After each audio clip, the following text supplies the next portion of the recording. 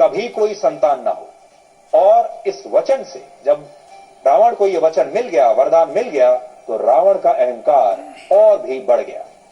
यानी इतनी तपस्या के बाद भी रावण एक बेहतर इंसान नहीं बना। राजा दशरथ 3 विवाह के करने के बाद भी लंबे समय तक संतानहीन रहे और एक समय ऐसा आया जब उन्हें गुरु वशिष्ठ से सलाह लेकर एक विशेष धार्मिक अनुष्ठान करना पड़ा।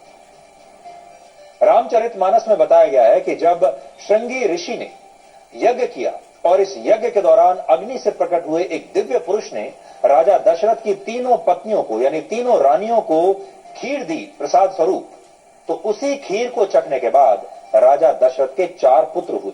और दिलचस्प बात यह है कि लक्ष्मण भगवान श्री राम से कुछ क्षण ही छोटे थे। दोनों के बीच बहुत कम अंतर था, सिर्फ कुछ क्षणों का अंतर था, लेकिन इसके बावजूद वो हमेशा अपने बड़े भाई की परछाई बनकर सदैव उनके साथ रहे, उनकी सेवा करते रहे।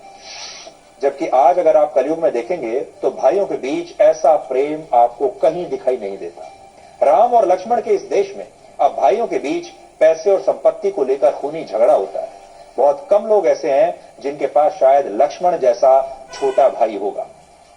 यहां एक और बड़ी बात यह है कि राम और लक्ष्मण सगे भाई नहीं थे।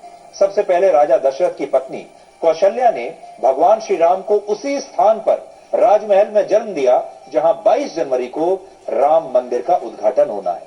इसके बाद तीसरी पत्नी केकई ने राजा भरत को जन्म दिया और फिर दूसरी पत्नी सुमित्रा ने 2 जुड़वा बच्चों को जन्म दिया जिनके नाम थे लक्ष्मण और शत्रुघ्न।